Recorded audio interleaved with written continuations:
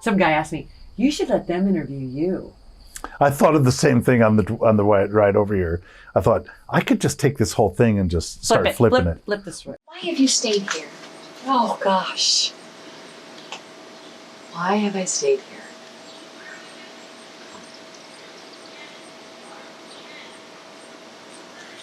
Because I don't want to even think about this answer. I stayed here because I immediately felt like I had purpose. You know, that I immediately felt like I could, you know, whatever the task was, kind of get, they would take it all, right? They needed it all, so they'd take it all. And I've always been a lot, right? A lot for people. And I kind of needed a place that needed a lot, I think.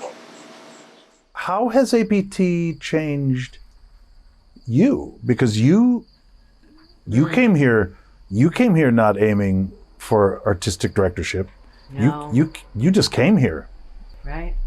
So how has, I mean, that's a big phrase. That's a big question, right? It is a big question to ask somebody how it's changed me. Or you could pick one aspect of it. I Maybe guess- it's too big of a question. Yeah, I think it's just everything, right? My whole life.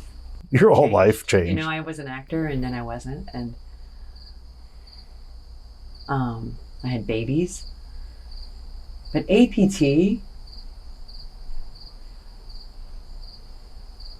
I don't know. I feel like I got really clear about like that. I think what it changed in me was my understanding of my strengths. What's your Dream? yeah. My dream is that, I mean, it's really, is that we live the values we think I know that the people that work at ABC have, deep in their hearts believe are the way we all want to operate and hear each other and work together. Because I know I have this bizarre faith.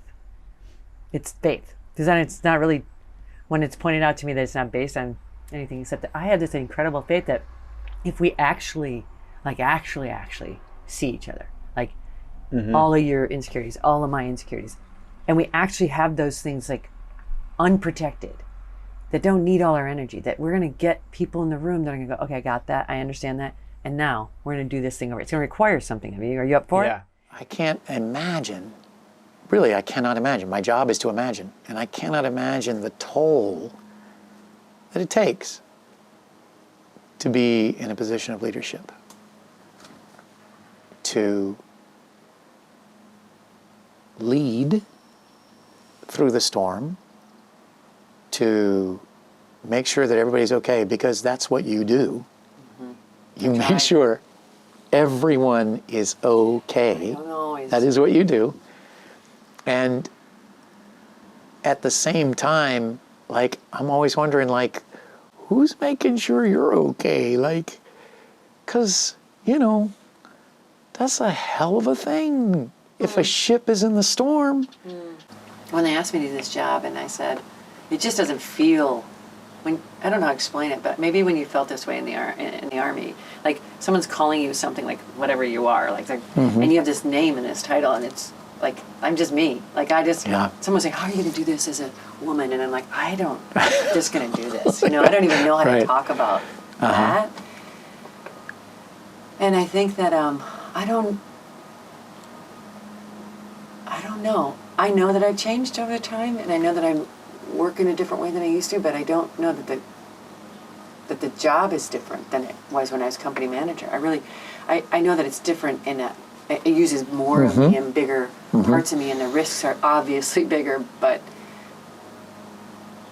my kids always said I had a hard time with prioritizing, like, everything is kind of 100. So Jonathan Smootz didn't have a toilet brush. It was 100.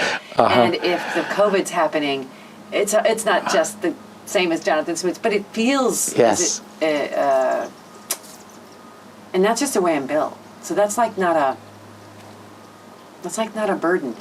I remember a few years ago in a core company meeting after I got the job, I remember I sat you guys in there and I said, I need you guys to take this on when I'm asking you to do these things, like the EDI work and and the inviting people in work and the making sure the directors are okay work. And I wasn't just saying that because it would be a nice idea. I was literally saying, I need you to take this on because I have all the faith in the world that we can do it with you guys and with CVH and Carrie and Michael and Sarah. I have the faith in the world like I never feel alone.